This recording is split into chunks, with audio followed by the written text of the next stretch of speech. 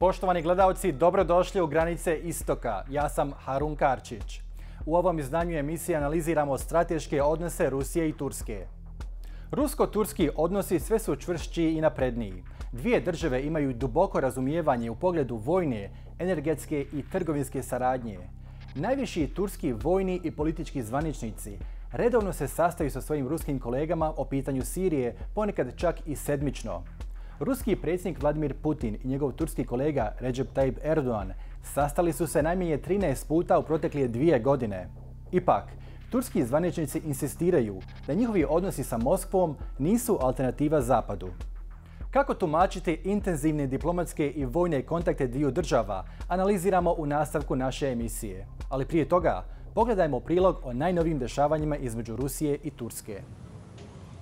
Ruski predsjednik Vladimir Putin i njegov turski kolega Recep Tayyip Erdogan dogovorili su formiranje demilitarizovane zone u sirijskoj pokrajini Idlib.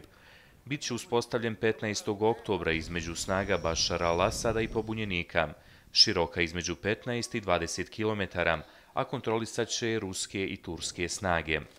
Svi militanti bi trebalo da se povuku iz pokrajine, kao i njihovo teško naoružanje, tenkovi, raketni lanseri i topovi do 10. oktobra. Tokom nedavnog samita u Teheranu, predsjednik Erdogan je pozvao na prekid sukoba u Idlibu, najvećoj opozicionoj enklavi na koju režim sirijskog predsjednika planirao veliku vojnu ofanzivu. Erdogan je naglasio kako Turska, koja je od početka 7-godišnjeg rata prihvatila više od 3 miliona ljudi, ne može više primati izbjeglice iz Sirije. S druge strane, ruski predsjednik se protivio primirju u Idlibu, jer pripadnike grupe Heyet Tahrir al-Sham, koji su tamo prisutni, smatra militantima. Uprkos ratnoj retorici, Rusija je također željela izbjeći veliku ofanzivu i potencijalnu vojnu konfrontaciju sa Turskom. Taj rizik je postao veći kada je Ankara počela slati dodatne snage i teško naoružanje početkom ovog mjeseca. U interesu i ruske i sirijske vlade je da porazi pobunjenike i zauzme Idlib. Međutim, ako to učini, bio bi to kraj procesa i zastane. Rusija bi time izgubila značajnu platformu kojom je do sada pravdala svoje prisustvo u toj zemlji. Zauzimanje Idliba bi donijelo vojno rješenje sirijskoj krizi, što bi automatski uklonilo Rusiju sa pozicije glavnog aktera. Fokus bi se potom preusmjerio na finansiranje rekonstrukcije Sirije, što je oblast u kojoj Moskva nije u stanju mnogo ponuditi. Emil Sučeska, Al Jazeera.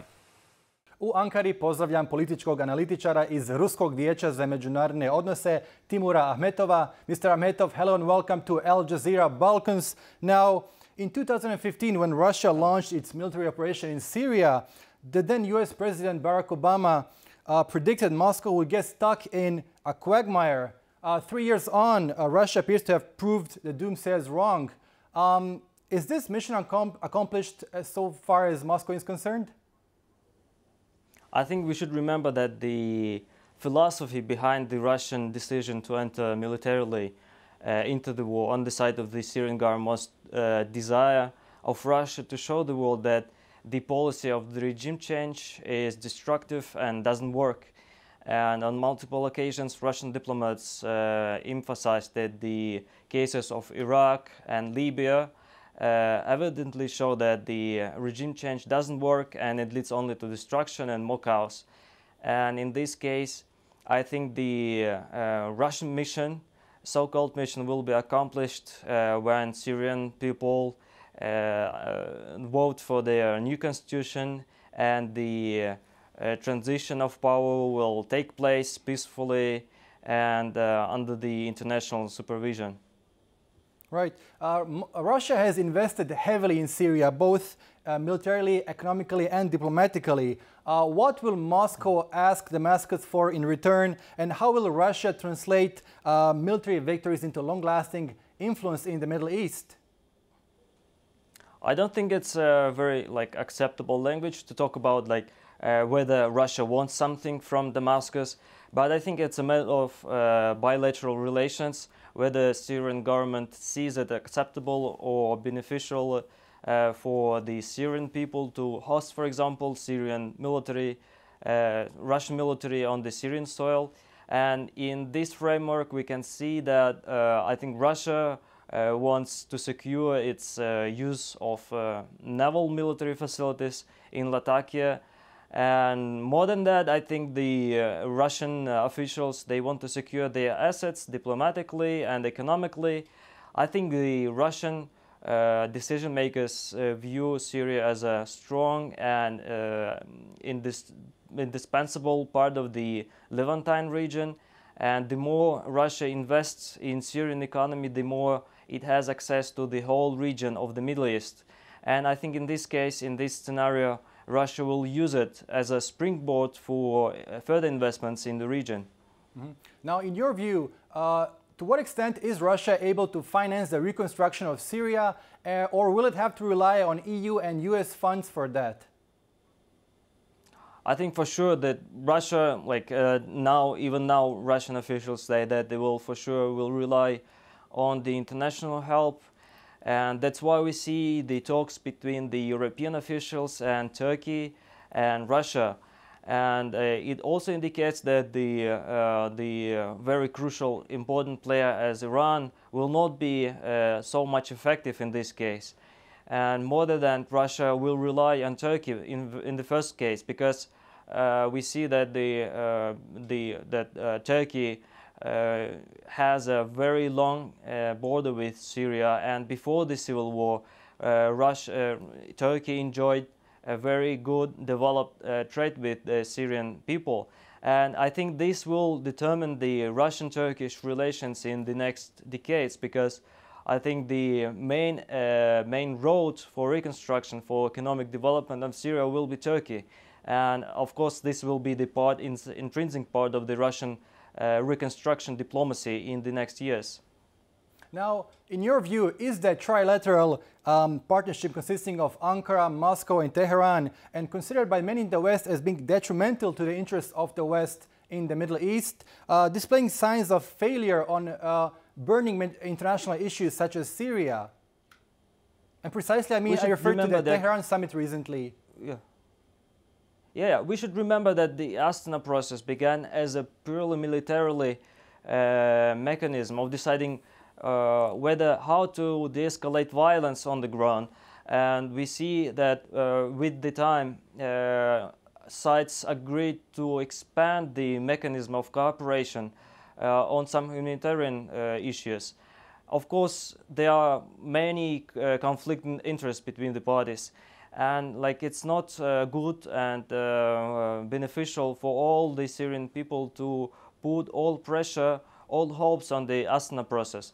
We see that Turkey and Russia, they support different sides to the conflict, and it's not very wise to expect something like diplomatic breakthrough from this type of cooperation. But on the other hand, we see that the sides like Turkish, Iranians and Russians, they agree on some principal issues like ending of violence, supporting the Syrian government, Syrian opposition in their struggle for the peaceful resolution of the conflict.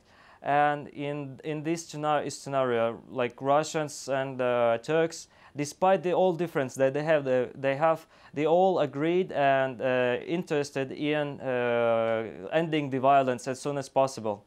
Now, in your view, has Turkey toned down its anti-Assad rhetoric because of its tactical alliance with the Russians now? I don't think that the Turkish side will somehow be ready in the next few years to accept Assad as the legitimate ruler of Syria.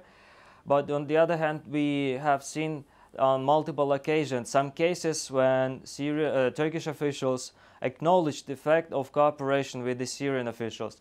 So it means that even though rhetorically Turkish officials deny any contacts with the Syrian government, it's still happening. So it's not a matter of how you define this cooperation, but a matter of how this cooperation, these contacts benefit the Syrian people, the ending of violence, and benefit the ending the civil war. On the other hand, like Russian officials, they understand that the Turkish government is not ready yet to recognize Assad. But I think that with the process, with the developing of the political transition in Syria, I think Turkish government, Turkish officials will be more ready to accept the changing circumstances in Syria and therefore like partial recognition of some Syrian officials. Mm-hmm. Now, Mr. Ahmetov, finally moving on to Iran, Moscow and Tehran have conflicting strategic visions of the Middle East. The long-term sustainability of the Moscow-Tehran alliance remains quite unclear. Yet on Syria, these two countries seem to be on the same page. In your view, will their alliance rupture in the coming future? I view the situation completely different because on the principle, fundamental issues like resisting the US sanctions or resisting the Western will or desire to dominate the region, both Russia and Iran, they agree that they have to cooperate. We see it on the Shanghai Cooperation Organization when Iran is somehow being more and more accepted as an intrinsic part of this cooperation. We see that also China is willing to help Iran in these circumstances. And more than that, we see that Russia sees Iran as a very important part of the Middle East. And this is how Iran sees itself. So I don't think that on some fundamental issues, Tehran and Moscow have divergent views. But on the other hand, in the issue of Syria, Russia and Iran have some difficulties in defining the suitable, most beneficial modicum of cooperation. We see that Russia is not cannot accept Iranian desire to resort to conflict with Israel, and more than that, Moscow sees Iranian developments, Iranian attempts to reestablish somehow pro-Iranian Shia paramilitary organizations on Syrian soil. So for Moscow, it's not acceptable, and I think these minor issues will be still there in the next future. But as I said, due to the fact that both sides agree on fundamental issues, disagreements over Syria will not affect the whole cooperation, the whole bilateral relations between Iran and Russia. Right, Mr. Timur Ahmetov, it was a pleasure speaking to you. Thank you so much for your time. Thank you. Thank you. Thank you. Poštovani gledalci, bio je to Timur Ahmetov, analitičar Ruskog vijeća za međunarodne odnose. Odnosi dviju država znatno su poljuljani 2015. godine nakon obaranja ruskog aviona, ali su u međuvremenu poboljšani. Pogledajmo i neke detalje. Lično prijateljstvo Redžepa Tayyipa Erdoana i Vladimira Putina pretvara se u prijateljstvo dviju država. Turska i Rusija intenzivno sarađuju na diplomatskom, vojnom i energetskom planu. Od 2016. do 2018. godine Erdoan se sa Putinom sastao najmanje 13 puta, a njihovi ministri vanjskih poslova i vojni komandanti se sedmično sastaju. U sirijskoj pokrajini Idlib, primjera radi, ruske i turske snage zajedno će patrolirati. Turska je naručila savremene ruske rakete S-400, koje bi trebale biti isporučene 2019. godine. Također je najavila da će razmotriti kupovinu ruskih Suhoj 57 borbenih aviona u slučaju da im Amerikanci ne isporuče već plaćene F-35 avione. Nakon ukidanja međusobnih sankcija zbog obaranja ruskog aviona, trgovina je procvjetala i sada iznosi 22 milijarde dolara. Dvije države su se dogovorile da više ne trguju u dolarima, već u domaćim valutama. Rusija izvozi meso, mlijeko, ribu i pšenicu Turskoj. Nakon Egipta, Turska je drugi najveći uvoznik ruske pšenice.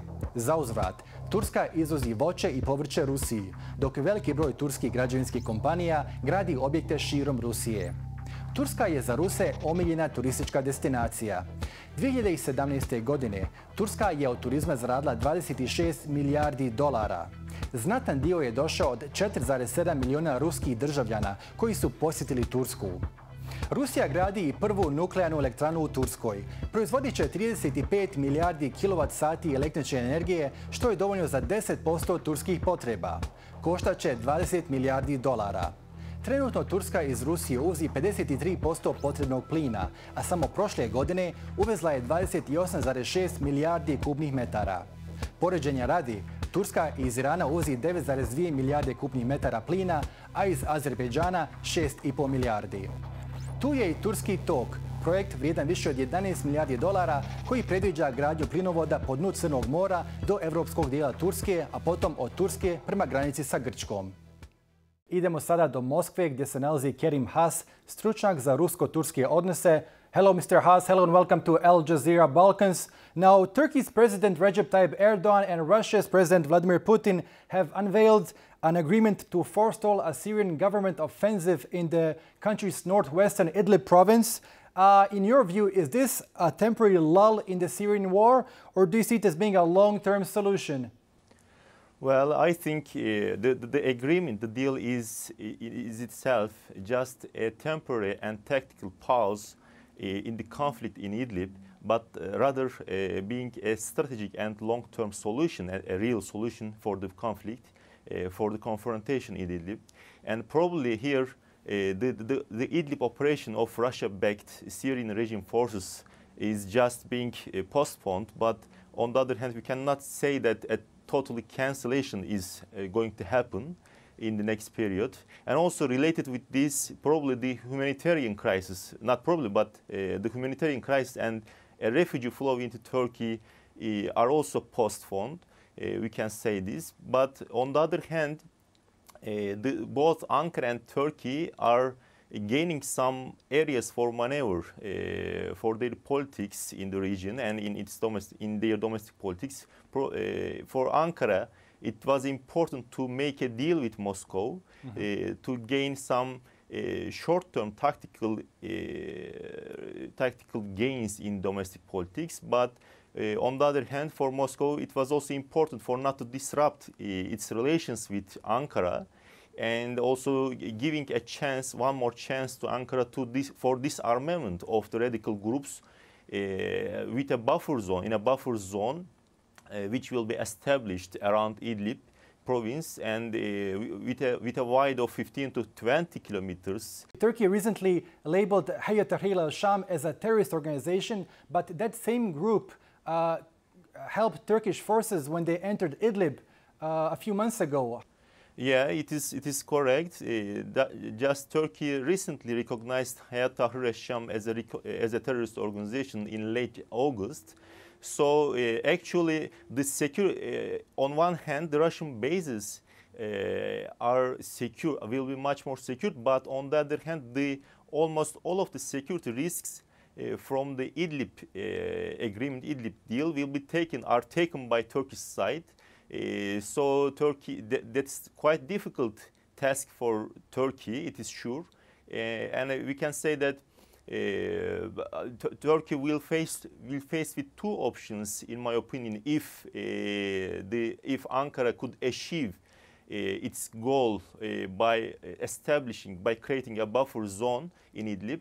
The first option is either it will need to wage a war against these groups, against Hayat Tahrir al-Sham, which will cause many casualties for Turkish army in the following period. But on the other hand, the second option is just to persuade them to lay down their arms on the ground and maybe to integrate them into the other armed opposition groups. But it is also a great hit to the Turkish image, to the image of Turkey in international arena. So in my opinion, the devil is in the details in the agreement, in the deal. So the security risks that were taken by Turkish side are quite difficult, and probably we will, in the following period after November, the Russians can again open a discussion for starting a postponed operation in Idlib. Both presidents shunned by the West have been working on major weapons and energy deals that might develop into a long-term relationship between the two countries. Have their economic relations ever reached levels prior to the shooting down of the Russian jet in 2015? Well, there is some recovery in trade and economic relations between both sides, it is sure. In 2015, the trade volume between the two countries was approximately $23 billion. But on the other hand, in last year, after the normalization process, the trade volume last year reached $21 billion, and Turkey's export to Russia is just exceeding $3.5 billion. So there is a great trade deficit in Turkey's economic trade relations with Russia, it is sure. And there are mainly, I think, three reasons for this deficit and for not reaching the prior level of trade relations. I mean exactly not 2015, but 2014. Probably we should take into account here. And the three reasons are mainly the first one is that both countries are passing through a difficult economic situation. It is clear for both sides. And the second issue, the second reason for that is that Russia still didn't lift all of the sanctions that were implemented after the jet crisis against Turkey. The tourism mostly is resumed, but some other sanctions are still in force. So it is affecting on Turkey's export to Russia, it is sure. And the third one is the oil prices, which are also directly related with the gas prices, or gas prices are dependent on the oil prices. That is also sure. If you compare the prices with 2015 or 2014, the prices are still low with respect to those years. Turkey's national security relies on its ability to diversify its energy sources, yet Turkey has taken steps in recent years that have increased its dependence on Russian oil and gas. Why is that so? Yes, you are right. I agree with your argument that Turkey's security interests most rely on its ability to diversify energy sources. But on the other hand, we should be aware of the fact that Turkey has very limited energy sources in its territory. It is also sure. Turkey imports 98% of its gas consumption from other countries, mainly from Russia, 53%, and also from Azerbaijan and from Iran, and also Algeria and Nigeria. And also Turkey imports 90% of its oil consumption from other countries, and approximately 20% comes from Russia. So in that sense, in any case, Turkey will need to import energy source from other countries. But as you said, the diversification issue is quite important for Turkey's own security concerns. But in the last years, as we have already experienced during the jet crisis, Turkey's position was quite weakened regarding the negotiations with Russia. For example, when the Turk Stream project of Russia was on the agenda in late 2014, the relations more or less were balanced between Moscow and Ankara. But after the jet crisis, Turkey just weakened its position during the negotiations after the normalization process started in late June 2016. So just at the beginning of the project, both sides were discussing about the about giving Turkey a status of energy hub country in the region. But at the end of the day, we see that because of the weak position of Turkey in the negotiations, for not disrupting the ties in Syria and in many other spheres, Turkey's status appeared as a just transit country. Mr. Kerim Has, it was a pleasure speaking to you. Thank you so much for your time. It's my pleasure. Poštovani gledalci, bio je to Kerim Has, stručnjak za rusko-turske odnose iz Moskve. Zbog izolacije Rusije na međunarodnoj sceni, ali i sve loših odnosa Turske sa Europskom unijom i Amerikom, Moskva i Ankara pronalaze sve više zajedničkog prostora. Čak i kada je riječ o Siriji gdje se dijametralno suprotstavljaju, sarađuju u brojnim pitanjima. Ipak, brojni analitičari njihove odnose smatraju brakom iz interesa, koji nije dugoročno održiv, osim ako Turska drastično preorijentiše svoju vanjsku politiku.